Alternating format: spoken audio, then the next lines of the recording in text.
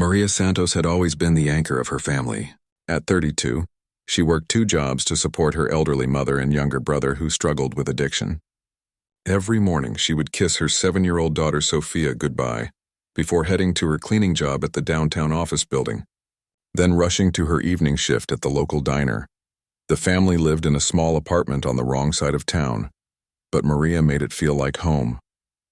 She painted the walls bright yellow because Sophia loved sunflowers, and she always managed to put food on the table, even when money was tight. Her neighbors respected her, calling her the woman who never gives up. But life had other plans for Maria. On a rainy Tuesday morning in March, she didn't come home from work. Her mother, Carmen, waited by the window until midnight, worry eating at her heart. Sophia kept asking where Mama was, and all Carmen could do was hold her granddaughter close and say a prayer. The police report was filed the next day. Maria's car was found abandoned near the industrial district, keys still in the ignition, her purse untouched on the passenger seat. There were no signs of struggle, no witnesses, no clues. Detective Rodriguez, who took the case, had seen similar disappearances before. Most of the time, people just walked away from their lives when the pressure became too much. Days turned into weeks. Carmen sold her wedding ring to hire a private investigator, but even he came up empty. Sophia stopped eating properly and cried herself to sleep every night, clutching her mother's old sweater. The community organized search parties, posting flyers with Maria's smiling face on every corner. But hope was fading fast. Maria's brother, Diego, was the first to voice what everyone was thinking. Maybe she just couldn't handle it anymore, he said during one family meeting. Maybe she needed to get away from all of us. Carmen slapped him across the face, but deep down, a small part of her wondered if he might be right. The financial pressure, the constant worry about Diego's drug problem raising Sophia mostly alone, it was enough to break anyone. 3 months passed. The missing person posters began to fade and peel off walls. People stopped asking Carmen about Maria. Even Detective Rodriguez moved on to newer cases. The family learned to live with the empty chair at the dinner table and the questions that had no answers. Sophia started drawing pictures of angels, telling her grandmother that maybe Mama had grown wings and flown away to heaven. But Carmen refused to give up. Every night she lit a candle and placed it in the window, believing somehow that Maria would see it and find her way home. She kept Maria's room exactly as she left it, dusting the furniture and changing the sheets once a week. "She's coming back," Carmen would whisper to herself. "I know my daughter. She would never leave us like this." The bills piled up without Maria's income. Carmen had to choose between electricity and groceries. Diego tried to help, but his own demons made him unreliable. Social services started making visits, concerned about Sophia's well-being. The little girl was falling behind in school, and the teacher noticed she barely spoke anymore.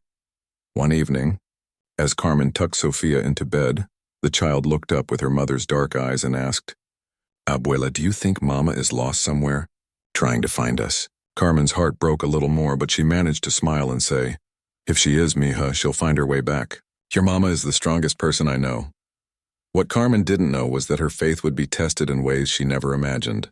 Maria wasn't dead, and she hadn't abandoned her family. She was trapped in a nightmare that would push her to limits she never knew she had, fighting every single day for the chance to hold her daughter again.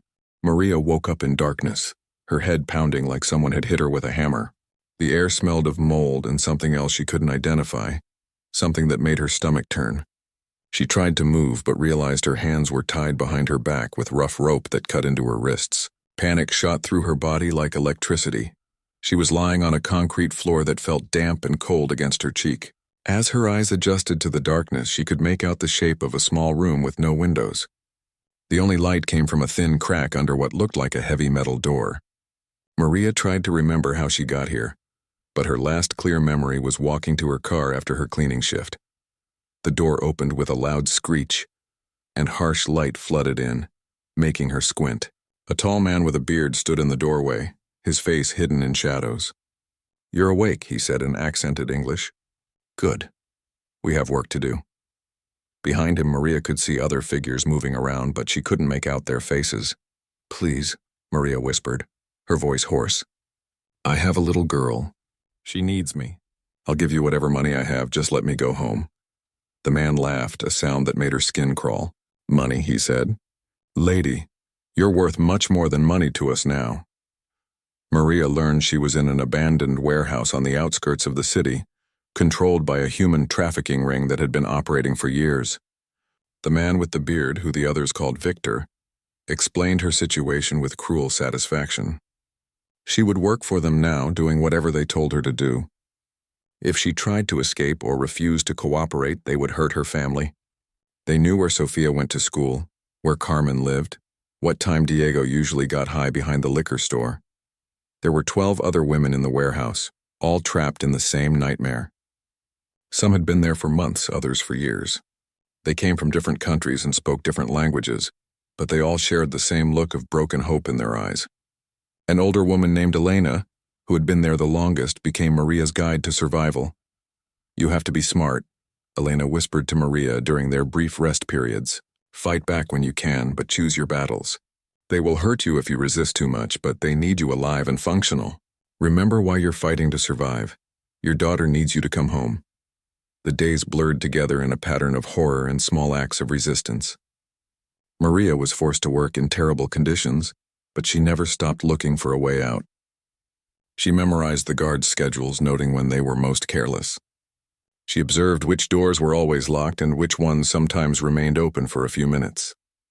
Every detail might be important later. The other women became her lifeline. They shared scraps of food, took turns keeping watch while others slept, and most importantly, they kept each other's hope alive by sharing stories about their families. Maria would tell them about Sophia's laugh, about how her daughter loved to dance to music on the radio, about Carmen's amazing tamales that could fix any bad day. Victor tried to break Maria's spirit through intimidation and cruelty, but he underestimated her. Every time he thought he had crushed her will, she would find new strength by thinking about Sophia's face.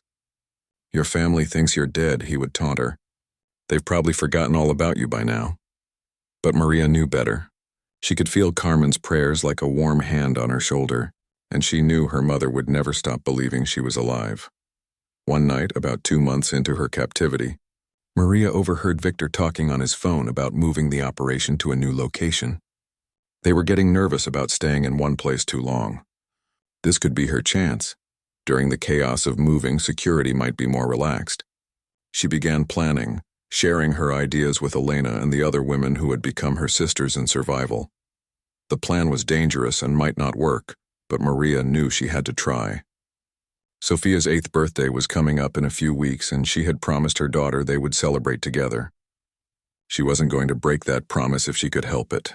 As she lay on the cold concrete that night, Maria closed her eyes and whispered the same words her mother had taught her as a child.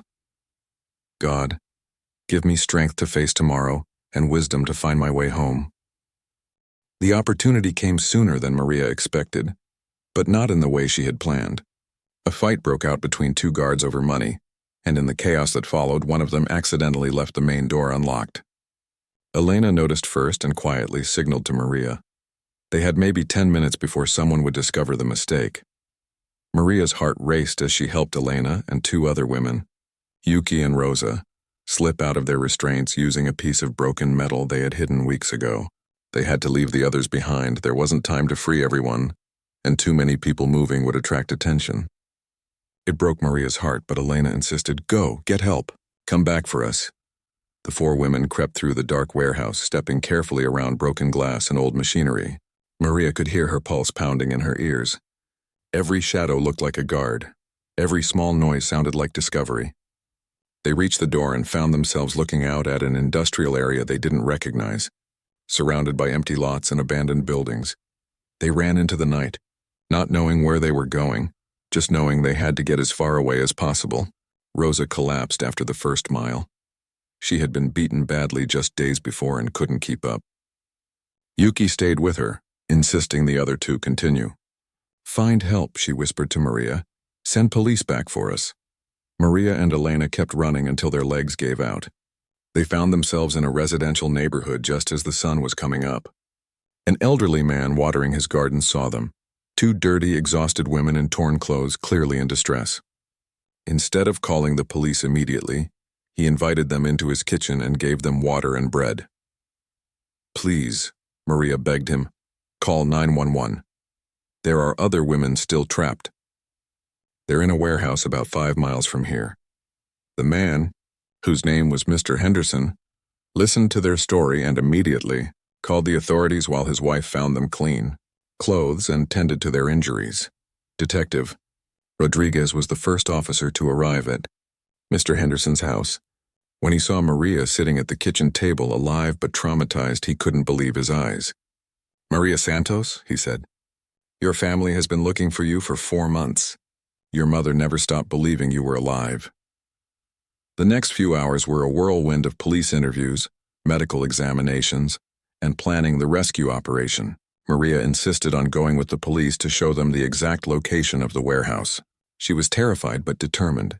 She had promised Elena and the others she would bring help. When they arrived at the warehouse, it was empty. The trafficking ring had moved quickly once they realized some of their captives had escaped. But Maria's information helped the FBI connect this location to others they had been investigating. Her testimony would be crucial in building a case against Victor and his organization. The hardest part was calling home. Carmen answered the phone on the first ring, as if she had been waiting by it for months. When she heard Maria's voice saying, "Mama, it's me," Carmen screamed so loud that Sophia came running from her room. The little girl grabbed the phone and started crying, repeating, "Mama, Mama, come home now." Maria wanted nothing more than to rush home immediately. But the doctors insisted she needed medical attention first. She had lost 30 pounds, had several untreated injuries, and was suffering from severe trauma. More importantly, the FBI needed her to stay in protective custody while they worked on the case. There was still a chance Victor's people might try to find her. That first night in the hospital, Maria couldn't sleep. Every sound made her jump, every shadow looked threatening. But whenever fear started to overwhelm her, she would look at the photo Sophia had drawn that Carmen brought to the hospital. A picture of their family holding hands under a rainbow. At the bottom, in Sophia's careful handwriting, it said, "For Mama, come home soon." The reunion would have to wait just a little longer, but Maria finally allowed herself to believe it would happen. She was no longer lost in the darkness.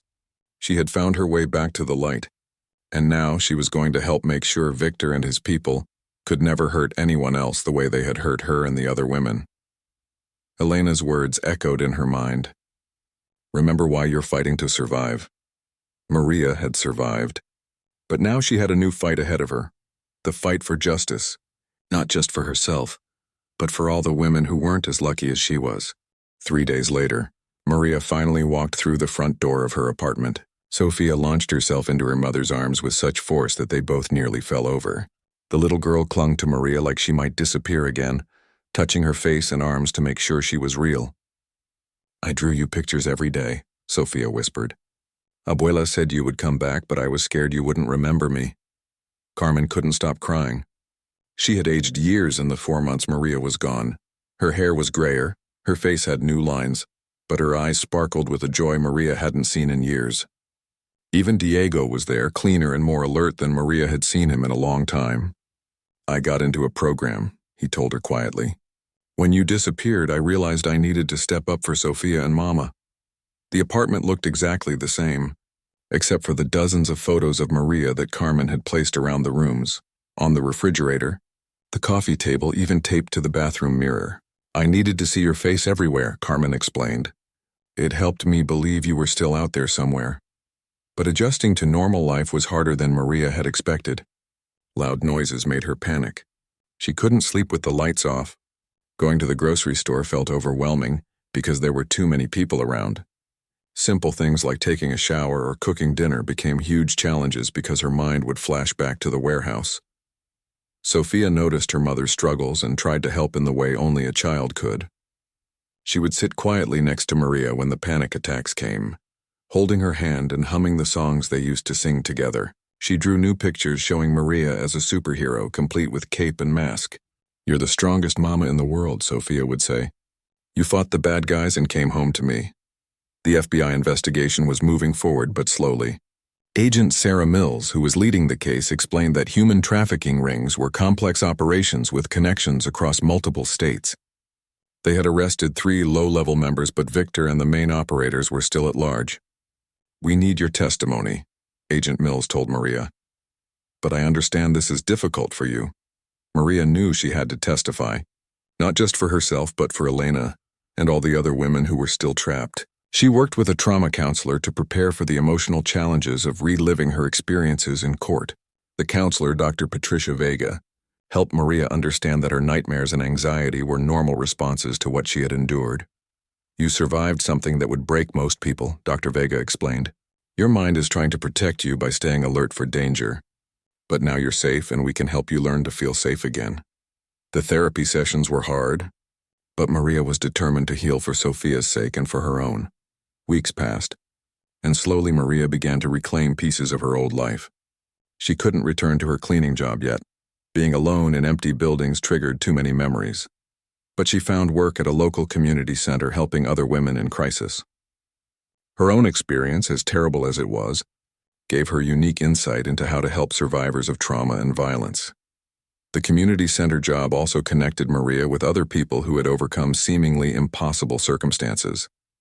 There was Janet, who had escaped an abusive marriage with nothing but the clothes on her back and rebuilt her life from scratch. There was Miguel, who had been homeless for 3 years before finding stable housing and work. Their stories reminded Maria that survival was just the first step. Healing and rebuilding took time and patience. Sophia was adjusting too, but she had her own challenges. She had trouble trusting that Maria would come home each day, becoming anxious whenever her mother was late from work. The school counselor suggested family therapy to help them both process their experiences and learn to trust in their safety again. One evening, as they were preparing for bed, Sophia asked the question Maria had been dreading. "Mama, where were you really? I know you didn't just get lost." Maria sat on the edge of Sophia's bed, choosing her words carefully. She explained that bad people had taken her and kept her from coming home, but that she never stopped thinking about Sophia and fighting to return to her family. "Were you scared?" Sophia asked. Maria nodded honestly. "I was very scared," she said. "But you know what kept me brave? Thinking about your beautiful smile and knowing that Abuela was taking good care of you. Love made me strong enough to find my way back to you." Sophia hugged her mother tightly. "I love you bigger than the whole sky," she whispered, using their old bedtime phrase. "I love you bigger than all the stars," Maria whispered back. And for the first time since her return, she felt like maybe they really could be okay again. 6 months after Maria's return, Agent Mills called with news that would change everything. They had found Victor. More importantly, they had located the new warehouse where he was holding captives, including Elena and many of the other women Maria remembered. The raid was scheduled for the next morning, and they wanted Maria to be nearby in case they needed her help identifying victims or providing immediate emotional support. Maria's hands shook as she listened to the details. Part of her was terrified to get anywhere near Victor again, but a stronger part of her knew she had to be there for Elena and the others. She had promised to bring help, and now she could finally keep that promise fully. Carmen insisted on coming with her, despite Maria's protests. "You don't have to face this alone anymore, mija," her mother said firmly. "We're family. We stand together." Diego, who had been clean for 8 months now, offered to watch Sophia. "I owe you that much," he told Maria. "You never gave up on me, even when I gave up on myself." The morning of the raid, Maria stood with Agent Mills and the other FBI personnel in a command center set up 2 miles from the target warehouse. She wore a bulletproof vest and stayed in communication with the team through a headset. Her job was to help identify victims as they were brought out and provide immediate comfort to women who might be too traumatized to trust the authorities. When the operation began, Maria could hear everything through her headset. The sound of doors being broken down, shouting in multiple languages, and then Agent Mills's voice saying, "We've got them. Multiple victims secured. Suspects in custody." Maria's heart pounded as she waited to see familiar faces. The first woman brought to the medical station didn't recognize Maria at first. She was younger than most of the others, maybe 17, and spoke only Spanish. Maria knelt beside her and spoke gently, explaining in Spanish that she was safe now, that the police were there to help, not hurt her. When the girl heard Maria's story, that she too had been trapped and escaped, her terrified expression began to soften. Then Maria saw Elena being helped out of an ambulance. The older woman was thinner than before and walked with a limp, But when she saw Maria, her face lit up with disbelief and joy. They embraced while both cried, Elena repeating, "You did it, you brought help like you promised." 17 women were rescued that day, ranging in age from 16 to 45. Some had been there since Maria's escape, others had been brought in more recently. Each woman had a story, a family somewhere who missed them, dreams that had been interrupted by violence and greed. Maria spent hours with them, helping translate when needed, sharing her own experience to show them that survival was possible, that life could continue after trauma. Victor was arrested along with 5 other members of his organization. When Maria saw him in handcuffs being led to a police car, she felt a complicated mix of emotions. There was satisfaction in seeing him captured, but also a deep sadness for all the pain he had caused to so many families. She thought about all the mothers like Carmen who had waited by windows, all the children like Sophia who had cried themselves to sleep. The trial would take months to prepare, but the evidence was overwhelming. 17 rescued victims, financial records, communications between the traffickers, and Maria's detailed testimony from her earlier interviews with the FBI. Agent Mills assured her that this case would help shut down not just Victor's operation, but connected rings across 3 states. That evening, Maria returned home to find Sophia waiting with a hand-drawn card that read, "My mama is a hero." Over dinner, Maria told her family about the day, about Elena and the other women, about how many families would soon be reunited. Sophia listened with wide eyes and then announced, "When I grow up, I want to help people like you do, Mama." Carmen smiled and squeezed Maria's hand. "You already do help people, mija. Every day you choose to keep going, to keep loving, to keep hoping. That helps all of us remember what's important." Diego nodded in agreement. "You saved more than just those women today," he said. "You saved this family too. Watching you fight your way back taught me I could fight my way back too." As Maria tucked Sophia into bed that night, her daughter asked, "Are the bad dreams going to stop now that the bad man is caught?" Maria thought carefully about her answer. "I still might have bad dreams sometimes," she said honestly, "but they're getting smaller and less scary. And you know what makes them better? Knowing that you and Abuela and Uncle Diego are safe, and that other families won't have to go through what we went through." Sophia hugged her mother tight. "I'm proud of you, Mama. Even when you were scared, you helped other people." Maria felt tears in her eyes, but for the first time in months, they were tears of pride rather than pain. She had indeed emerged from hell, and she hadn't just carried herself home. She had carried hope home for 17 other families as well.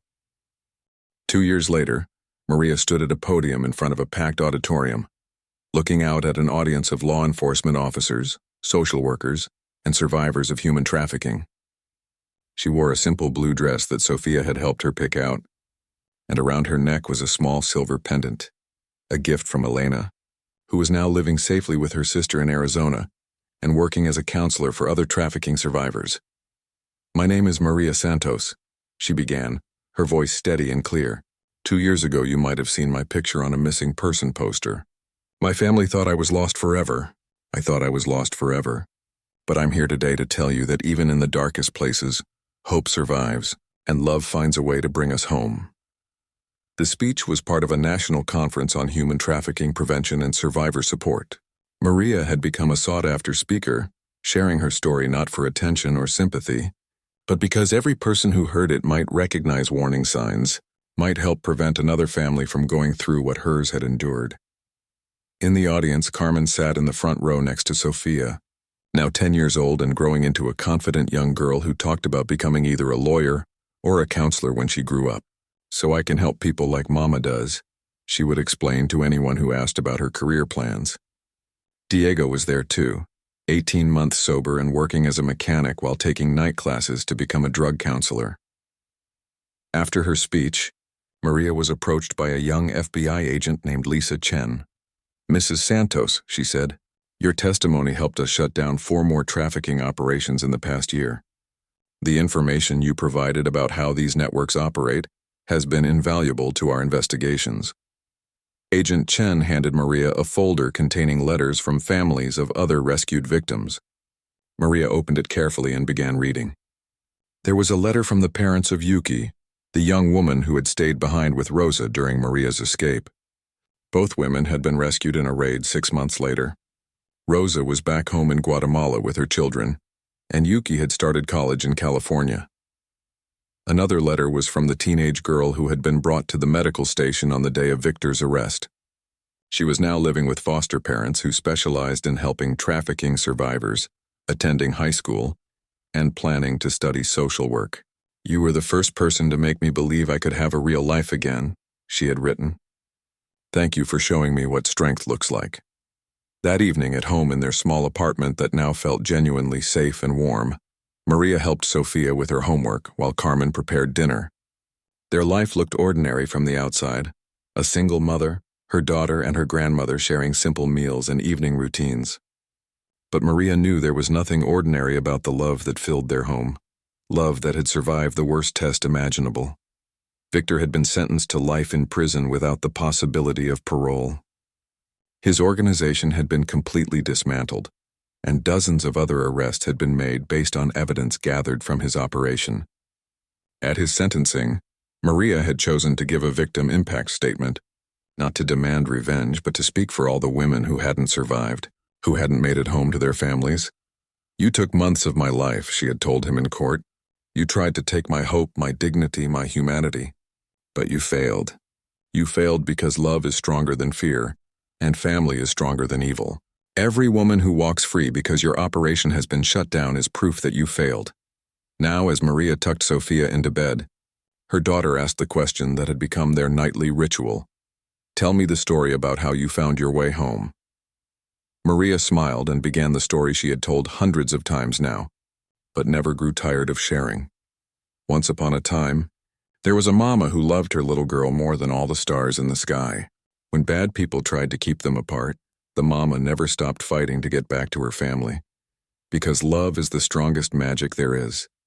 And even when everything seemed impossible, she remembered her little girl's smile, and that gave her the power to find her way home. Sophia would always fall asleep smiling during this story, and Maria would always end by whispering, "Love brought me home, and love will keep us safe." As she turned off Sophia's bedroom light, Maria reflected on how the title people had given to her story, about emerging from hell and carrying others home, was more accurate than they knew. She hadn't just carried other victims to safety, she had carried her family's hope, her community's faith, and her own belief in the power of human resilience. She had proven that no matter how lost someone might seem, love never stops looking for a way to bring them home. The girl who had once been lost was now a beacon, helping others find their way back to the light. And every night, as she kissed her daughter goodnight and hugged her mother, Maria was reminded that the greatest victory wasn't just surviving hell. It was choosing to build heaven for the people you love, one day at a time.